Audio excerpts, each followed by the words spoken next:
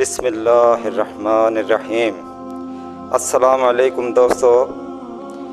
26 ذی الحجہ 23 ہجری کو حضرت عمر بن خطاب رضی اللہ تعالیٰ عنہ پر حضرت مغیرہ بن شعبہ رضی اللہ تعالیٰ عنہ کے ایرانی النسل مجوسی غلام ابو لولو فیروز نے قاتلانہ حملہ کیا، جس سے آپ شدید زخمی ہوئے، اور یکم محرم 24 ہجری کو حضرت عمر فاروق رضی اللہ تعالیٰ عنہ نے اپنے جانشین کے بارے میں یہ وصیت کی کہ حضرت عثمان بن عفان رضی اللہ تعالیٰ عنہ، علی بن ابی طالب، طلحہ بن عبید اللہ، زبیر بن العلوم، سعد بن ابی وقاص اور عبد الرحمن بن عوف رضی اللہ تعالیٰ عنہ میں اتفاق رائے سے خلیفہ منتخب کر لیا جائے، اور 3 دن کے اندر خلیفہ کا منتخب ہونا ضروری ہے۔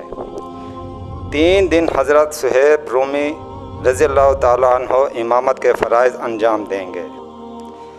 حضرت عمر رضی اللہ تعالیٰ عنہ کی تدفین کے بعد ان 6 حضرات کی میٹنگ ہوئی، اور یہ فیصلہ ہوا کہ 3 اشخاص جو خلافت کے طالب نہیں ہیں، وہ بقیہ 3 میں سے کسی کو اپنا حق دے کر سبکدوش ہو جانے کا اعلان کر دیں۔ چنانچہ حضرت زبیر رضی اللہ تعالیٰ عنہ نے اپنا حق خلافت حضرت علی رضی اللہ تعالیٰ عنہ کے سپرد کر دیا، اور حضرت طلحہ رضی اللہ تعالیٰ عنہ نے اپنا حق حضرت عثمان رضی اللہ تعالیٰ عنہ کو دے دیا۔ حضرت عبد الرحمن بن عوف رضی اللہ تعالیٰ عنہ نے حضرت علی اور حضرت عثمان سے کہا، آپ دونوں میں سے کون اپنے حق سے دستبردار ہوتا ہے کہ میں اس کے سپرد یہ کام کر دوں کہ وہ 2 میں سے کسی ایک کو منتخب کر دے۔ اس کے بعد حضرت عبد الرحمن بن عوف رضی اللہ تعالیٰ عنہ نے کہا، میں اپنا حق خلافت چھوڑتا ہوں۔ اس کے بعد خلافت کے حقدار حضرت علی رضی اللہ تعالیٰ عنہ اور حضرت عثمان رضی اللہ تعالیٰ عنہ رہ گئے۔ چوتھے روز حضرت عثمان رضی اللہ تعالیٰ عنہ خلافت اسلامیہ کے تیسرے خلیفہ راشد منتخب ہوئے۔ خلافت کے حضرت عثمان بن عفان رضی اللہ تعالیٰ عنہ کا انتخاب ان کی عمر اور ان کے فضائل کو دیکھتے ہوئے ان کو اس وقت کے اسلامی معاشرہ میں جو عرفی و اجتماعی حیثیت و مقام حاصل تھا، بالکل مناسب اور برمحل تھا۔ خلافت کا اعلان ہو جانے کے بعد حضرت عبداللہ بن عمر رضی اللہ تعالیٰ عنہ نے فرمایا، ہم نے اس شخص کو خلیفہ بنایا ہے جو اب زندہ لوگوں میں سب سے بہتر، اور ہم نے اس میں تفسیر نہیں کی۔ حضرت عثمان بن عفان رضی اللہ تعالیٰ عنہ کا تعلق قریش کی شاخ بنو امیہ سے تھا۔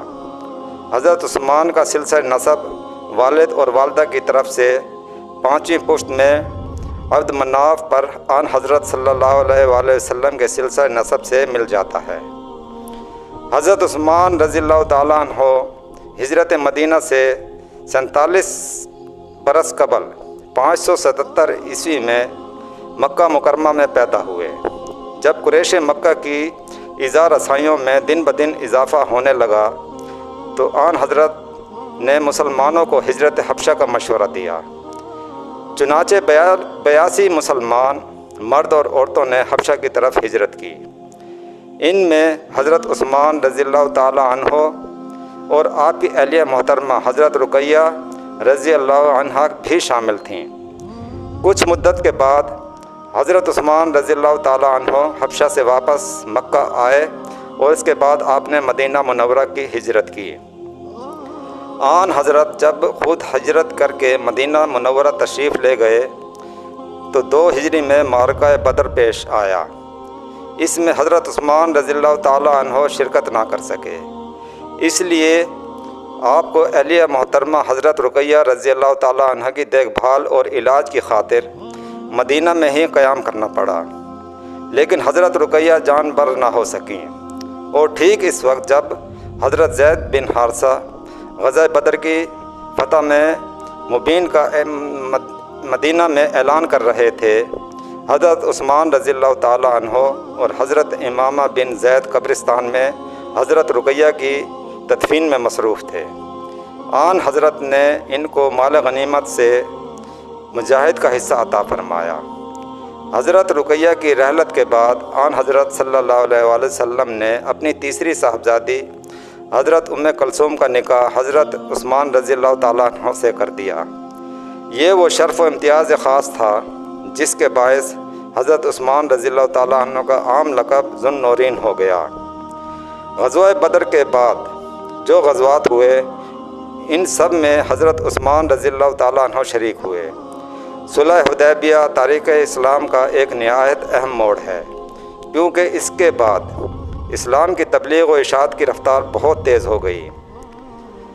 ذی القعدہ 6 ہجری میں آن حضرت عمرہ کی نیت سے 1500 صحابیوں کے ہمراہ مدینہ سے مکہ کے لیے روانہ ہوئے۔ آن حضرت صلی اللہ علیہ وآلہ وسلم نے اپنی قربانی ساتھ لے لی تھی تاکہ سب کو معلوم ہو جائے کہ مقصد صرف عمرہ کی ادائیگی ہے۔ جب قریش مکہ کو اس کی اطلاع ہوئی کہ انہوں نے یہ عزم کیا کہ ہم مسلمانوں کو مکہ میں داخل نہیں ہونے دیں گے، آن حضرت صلی اللہ علیہ وآلہ وسلم نے حدیبیہ میں پڑاؤ کیا اور قریش کو اطلاع دی کہ ہم صرف عمرہ ادا کرنے کے لیے آئے ہیں، لیکن قریش مکہ اس پر رضامند نہ ہوئے۔ آخر آپ نے حضرت عثمان رضی اللہ تعالیٰ عنہ کو سفیر بنا کر مکہ بھیجا۔ آن حضرت صلی اللہ علیہ وآلہ وسلم نے حضرت عثمان رضی اللہ تعالیٰ عنہ سے فرمایا کہ مکہ جا کر قریش سے صاف صاف کہہ دیں کہ ہم تو صرف عمرہ کے ارادے سے آئے ہیں، جنگ ہمارا مقصد نہیں۔ حضرت عثمان رضی اللہ تعالیٰ عنہ کی مکہ تشریف لے گئے اور انہیں آن حضرت صلی اللہ علیہ وآلہ وسلم کا پیغام پہنچایا، لیکن قریش مکہ اس پر راضی نہ ہوئے۔ اسی دوران یہ افواہ پھیلی کہ قریش مکہ نے حضرت عثمان رضی اللہ تعالیٰ عنہ کو شہید کر دیا ہے۔ آن حضرت نے انتقام کے لیے جنگ کی تیاری کی اور صحابہ کرام سے جنگ سے فرار نہ کرنے پر بیعت لینے کا اعلان عام فرمایا۔ چونکہ یہ بیعت ایک درخت کے زیر سایہ لی گئی تھی، اس لیے قرآن مجید میں اس درخت کا خاص طور پر ذکر ہے۔ حضرت عثمان رضی اللہ تعالیٰ عنہ کی شہادت کی اطلاع غلط تھی، چنانچہ حضرت عثمان رضی اللہ تعالیٰ عنہ بخیر و عافیت حدیبیہ پہنچ گئے۔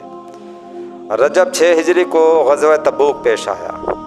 سخت گرمی کا موسم تھا، پھر قحط سالی کے باعث عام طور پر تنگ و دستی کا زمانہ تھا۔ اس وجہ سے اس لشکر کو حبش العسر بھی کہا گیا ہے۔ آن حضرت صلی اللہ علیہ وآلہ وسلم نے اس غزوہ کے لیے صحابہ کرام سے مالی تعاون کی اپیل کی تو جس کے مقدرت میں جو کچھ تھا وہ لا کر خدمت نبوی میں پیش کر دیا۔ حضرت عمر فاروق رضی اللہ تعالیٰ عنہ کی شہادت کے بعد جب حضرت عثمان رضی اللہ تعالیٰ عنہ مسند آرائے خلافت ہوئے تو ان کے عہد میں فتوحات کا سلسلہ وسیع ہوا۔ حضرت عثمان رضی اللہ تعالیٰ عنہ کی خلافت کی مدت 12 سال ہے۔ پہلے 7 سال میں غیر معمولی عروج و ترقی، وسعت و فتوحات اور رضائیت میں گزرے، لیکن اگلے 5 سال سخت انتشار پر پراگندگی میں رہی۔ مخالفین میں مصر کے لوگ سب سے زیادہ پیش تھے اور انہوں نے مدینہ آ کر ڈیرے ڈال دیے۔ آخر حضرت عثمان رضی اللہ تعالیٰ عنہ نے محاصرہ کرنے والوں سے خطاب بھی کیا اور خلافت سے دستبردار ہونے کا مطالبہ ماننے سے صاف انکار کر دیا۔ اس کے بعد باغی حضرات حضرت عثمان رضی اللہ تعالیٰ عنہ کے گھر میں داخل ہو گئے۔ مکان میں داخل ہونے والوں میں محمد بن ابی بکر بھی شامل تھے۔ حضرت عثمان رضی اللہ تعالیٰ عنہ نے قرآن مجید کی تلاوت فرما رہے ہیں۔ اسی عالم میں محمد بن بکر نے حضرت عثمان رضی اللہ تعالیٰ عنہ کی داڑھی پکڑ لی اور حد درجہ بد کلامی کی۔